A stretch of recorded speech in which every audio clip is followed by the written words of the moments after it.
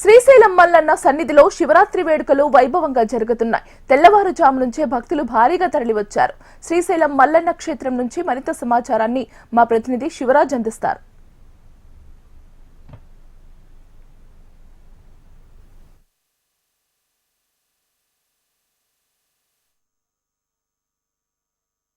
అంగరంగ వైభవంగా జరుగుతున్నాయని చెప్పుకోవచ్చు. ఈ రోజు మహాశివరాత్రి సందర్భంగా ఆలయ అధికారులు కావచ్చు, మొత్తం యంత్రాంగం, జిల్లా యంత్రాంగం ఏదైతే భద్రతా ఏర్పాట్లు కావచ్చు, స్వాములకు ఇటు సామాన్య భక్తులకు క్యూ లైన్ లో ఎలాంటి ఇబ్బంది లేకుండా ప్రత్యేక క్యూ లైన్ ఏర్పాటు చేసి స్వామి అమ్మవార్ల దర్శనానికి అన్ని రకాల ఏర్పాటు చేయడం జరిగింది. తెల్లవారుజాము నుంచే ఏదైతే స్వామి అమ్మవార్ల దర్శనానికి భక్తులు మారుతులేరని చెప్పవచ్చు. ముఖ్యంగా ఏదైతే ఇటు దేవస్థానంలో ఇటు చుట్టుపక్కల మొత్తం ఏదైతే ఉచిత దర్శనాలు కావచ్చు, 200, 500, VIP ఈ విధంగా మొత్తం డివైడ్ చేసి ఏదైతే స్వామి అమ్మవార్ల దర్శనానికి ప్రత్యేకంగా ఏర్పాటు చేసినట్లుగా ఆలయ అధికారులు చెప్తున్న పరిస్థితి అయితే ఉంది. మరోవైపు ఏదైతే తెల్లవారుజాము నుంచి వచ్చిన భక్తులను క్యూ లైన్ లో కొద్దిగా ఏదైతే బ్యాచుల వారీగా దర్శనానికి అయితే పంపిస్తారు. అయితే పొద్దున కొంత ఏదైతే క్యూ లైన్ లో కొంత తోపులాట జరిగినా ఏదైతే అధికారులు స్పందించి ఎప్పటికప్పుడు ఇబ్బంది లేకుండా దర్శనానికి అయితే ఏర్పాటు చేశారు. అయితే ఇటు విఐపీలకు ప్రత్యేకంగా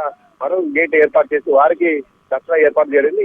ఇద్దరి మధ్య కొంత కోఆర్డినేషన్ తప్పడంతో కొంత క్యూ లైన్లలో భారీగా భక్తులు అయితే వచ్చి చేరుకున్న పరిస్థితి. ముఖ్యంగా శివస్వాములు ఈ రోజు ఏదైతే మాలదానం చేసిన శివస్వాములు ఈ రోజు స్వామి అమ్మవారి దర్శనానికి బారు దిగారు. ఏదైతే వారికి ప్రత్యేకంగా ఏర్పాటు చేసిన క్యూ లైన్లలోనే శివస్వాములను పంపించి వారికి ఆ స్వామి అమ్మవారి దర్శనానికి అయితే ఏర్పాటు జరిగింది. శివరాత్రి సందర్భంగా ముఖ్యంగా ఇక్కడ ఏదైతే జ్యోతిర్లింగాలు ఎక్కడ లేని విధంగా పాదాలంకరణ కేవలం శ్రీశైలం దేవస్థానంలో జరుగుతుంది.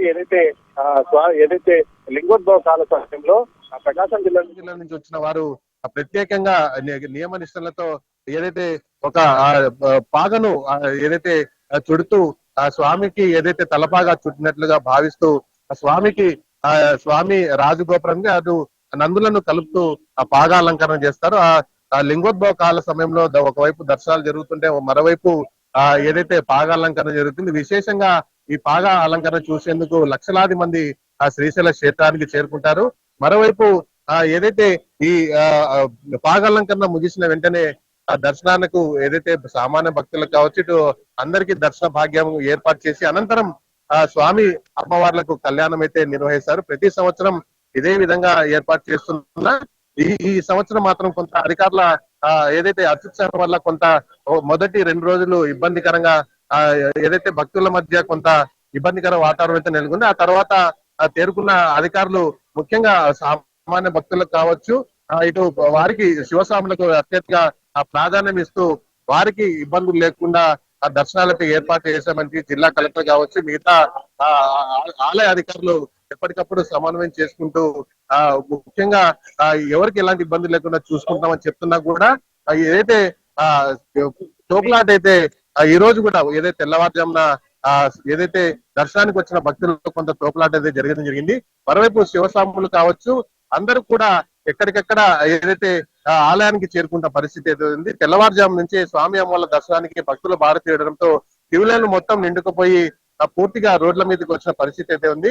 సుమారు స్వామి అమ్మవార్ల దర్శనానికి 2 నుంచి 3 గంటల సమయం అయితే పడుతున్నట్లుగా చెప్తున్నారు. అయితే ఈ రోజు సాయంత్రం లోపల క్రౌడ్ కూడా ఎక్కువగా పెరిగే అవకాశం ఉండడంతో అధికారులు మాత్రం పూర్తి స్థాయిలో చర్యలు చేపట్టినట్టుగా ఆలయ అధికారులు చెప్తున్న పరిస్థితి అయితే ఉంది.